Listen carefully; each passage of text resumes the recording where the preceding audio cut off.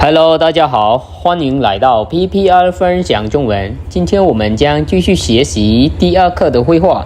បាទសួស្តីអ្នកទាំងអស់គ្នាសូមស្វាគមន៍មកកាន់ PPL ចែករំលែកភាសាចិនថ្ងៃនេះផងដែរយើងនឹងបន្តការសិក្សានៅមេរៀនសន្ទនាទី2របស់យើងទៀតបាទកុំឲ្យខាតពេលយូរដូច្នេះយើងចូលទៅកាន់មេរៀនយើងតែម្ដងបាទសូមមើល clear A គេនិយាយថា你几点回到家你几点回到家ប្រែថាតើអ្នកត្រឡប់ទៅដល់ផ្ទះវិញនៅម៉ោងប៉ុន្មានបាទសូមក្រឡេកមកមើលពាក្យថា回到បាទន័យថាត្រឡប់ទៅដល់ឬក៏ត្រឡប់មកដល់បាទពាក្យថា回យើងប្រែថាត្រឡប់បាទសូមអាននិងបកប្រែ clear A យើងម្ដងទៀត你几点回到家តើអ្នកត្រឡប់ទៅដល់ផ្ទះវិញនៅម៉ោងប៉ុន្មានបាទ clear B របស់យើងបានឆ្លើយថា下午3点钟左右下午3点钟左右យើងប្រែថាប្រហែលជាម៉ោង3រសៀលឬក៏អាចប្រែម្យ៉ាងទៀតថាខ្ទង់ជាម៉ោង3រសៀលបាទសូមក្រឡេកមកមើលពាក្យថា下午យើងប្រែថារសៀលថ្ងៃរសៀលណា3点钟យើងប្រែថាម៉ោង3ពាក្យថា左右យើងប្រែថាប្រហែលជាឬក៏ខ្ទង់ជាអាចប្រែមួយម៉ាត់ថាប្រហែលក៏បានដែរណាបាទសូមអាននិងបកប្រែ clip B យើងម្ដងទៀត下午3点钟左右ប្រហែលជាម៉ោង3រសៀលឬក៏ខ្ទង់ជាម៉ោង3រសៀលបាទសូមបន្តមកមើល clip A គេបានសួរថា你做什么来យើងប្រែថាតើអ្នកជិះអ្វីមកឬក៏អាចប្រែថាតើអ្នកធ្វើដំណើរដោយរបៀបណាណាឬក៏តើអ្នកមកដោយមធ្យោបាយអ្វីណាបាទសូមក្រឡេកមកមើលពាក្យថាជក់នៅត្រង់នេះយើងប្រែថាអង្គុយប៉ុន្តែយើងអាចប្រែថាជិះណាបាទសូមអាននិងបកប្រែ clip A យើងម្ដងទៀត你做什么来តើអ្នកជិះអ្វីមកឬក៏តើអ្នកធ្វើដំណើរមកដោយរបៀបណាបាទសូមមើល clip B របស់យើងបានឆ្លើយថា我坐摩托车来យើងប្រែថាខ្ញុំជិះម៉ូតូមកឬក៏ខ្ញុំធ្វើដំណើរមកដោយម៉ូតូដោយការជិះម៉ូតូណាបាទសូមក្រឡេកមកមើលពាក្យថា摩托车យើងប្រែថាម៉ូតូចក្រយានយន្តណាបាទសូមអាននិងបកប្រែ clip B យើងម្ដងទៀតទាំងអស់គ្នា我坐摩托车来ខ្ញុំជិះម៉ូតូមកឬក៏ខ្ញុំធ្វើដំណើរមកដោយម៉ូតូបាទសូមមើល clip A គេបន្តសួរថា你在哪里出生ប្រែថាតើអ្នកកើតនៅឯណាឬក៏តើអ្នកចាប់កំណើតនៅឯណាណាបាទសូមក្រឡេកមកមើលពាក្យថាឈូសឹងយើងប្រែថាកើតឬក៏ចាប់កំណើតប្រសូតអីហ្នឹងណាបាទសូមអាននិងបកប្រែ clip A យើងម្ដងទៀតទាំងអស់គ្នា你在哪里出生តើអ្នកកើតនៅឯណាបាទសូមមើលមក clip B របស់យើងគេបានឆ្លើយថា我出生在暹粒省，但是从我3岁开始，我爸妈就搬到西哈努克省去住了。我出生在暹粒省，但是从我3岁开始，我爸妈就搬到西哈努克省去住了。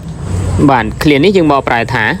ខ្ញុំកើតនៅឯខេត្តសៀមរាបប៉ុន្តែចាប់តាំងពីខ្ញុំមានអាយុ3ឆ្នាំមកឪពុកម្ដាយរបស់ខ្ញុំបានផ្លាស់ប្ដូរទីលំនៅទៅនៅឯខេត្តព្រះសីហនុឬក៏ខ្ញុំកើតនៅខេត្តសៀមរាបប៉ុន្តែចាប់តាំងពីពេលខ្ញុំមានអាយុ3ឆ្នាំមកប៉ាម៉ាក់របស់ខ្ញុំបានផ្លាស់ប្ដូរទីលំនៅទៅនៅខេត្តព្រះសីហនុហើយបាទសូមមើលពាក្យថា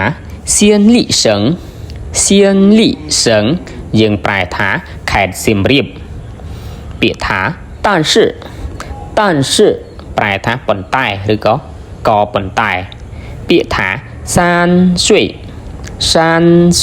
ប្រែថាអាយុ3ឆ្នាំឬក៏អាយុ3ខួបណាពាក្យថា开始ប្រែថាចាប់ផ្ដើមពាក្យប៉ាម៉ាប្រែថាឪពុកម្ដាយឬក៏ប៉ាម៉ាក់ណាពាក្យថាជីវនៅត្រង់នេះយើងប្រែថាកក៏បានឬក៏យើងប្រែថាគឺក៏បានតែនៅឃ្លាត្រង់នេះវាគ្រាន់តែន័យអមទេយើងមិនបាច់បកប្រែពាក្យជីវនឹងទេណា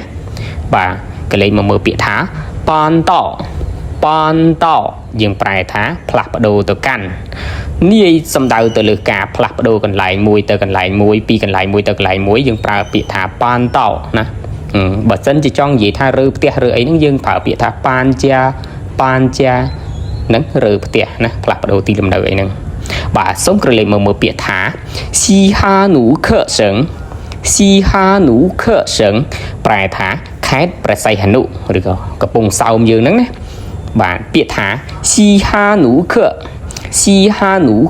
យើងប្រែឲ្យខ្លីទៅយើងប្រែថាព្រះសីហនុដែលគេហៅថាកំពង់សោមឬក៏យើងអាចនិយាយថាស៊ីកាងអីចឹងក៏បានដែរណាឬក៏ប៉ាន់ស៊ុនកាងហ្នឹងគឺកំពង់សោមនៃវាចំណាបាទកលេចមកមើលពាក្យថាឈឺជូយើងប្រែថាទៅស្នាក់នៅឬក៏ទៅរស់នៅបាទដូច្នេះសូមអាននិងបកប្រែ clip យើងម្ដងទៀតទាំងអស់គ្នាណា我出生在西安丽省但是从我3岁开始我爸妈就搬到西哈努克省去住了ខ្ញុំកើតនៅឯខេត្តសៀមរាបប៉ុន្តែចាប់តាំងពីពេលខ្ញុំមានអាយុ3ឆ្នាំមកឪពុកម្ដាយរបស់ខ្ញុំបានផ្លាស់ប្ដូរទីលំនៅទៅនៅឯខេត្តព្រះសីហនុឥឡូវនេះសូមធ្វើការរំលឹកមេរៀនសន្ទនារបស់យើងទាំង6ឃ្លានៅក្នុងថ្ងៃនេះដោយអានទាំងភាសាចិននិងបកប្រែជាភាសាខ្មែរជាមួយខ្ញុំទាំងអស់គ្នាបាទអូខេចាប់ផ្ដើម A 你几点回到家តើអ្នកត្រឡប់ទៅដល់ផ្ទះវិញនៅម៉ោងប៉ុន្មាន B 下午3点钟左右ប្រហែលជាម៉ោង3រសៀល A 你坐什么来តើអ្នកជិះអ្វីមក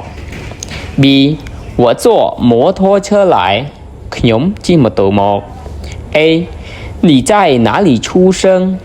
តើអ្នកកើតនៅឯណា B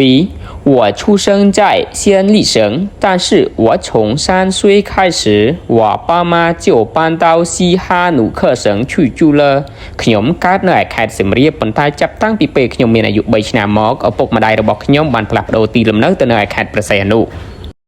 បាទមេរៀនសន្ទនាទី2របស់យើងខ្ញុំសូមស្លេះត្រឹម6ឃ្លានៅក្នុងថ្ងៃនេះសិនសង្ឃឹមថាបងប្អូនទាំងអស់គ្នានឹងយកចិត្តទុកដាក់សិក្សារៀនសូត្រហើយនឹងកត់ត្រាមេរៀនឲ្យបានគ្រប់គ្នាប្រសិនបើបងប្អូនយល់ថាវីដេអូក៏ដូចជាការបង្រៀនរបស់ខ្ញុំបាទមានប្រយោជន៍សម្រាប់បងប្អូនចំពោះការសិក្សារៀនសូត្របងប្អូនអាចចុច Subscribe Channel YouTube របស់ខ្ញុំឬក៏អាចចូល Comment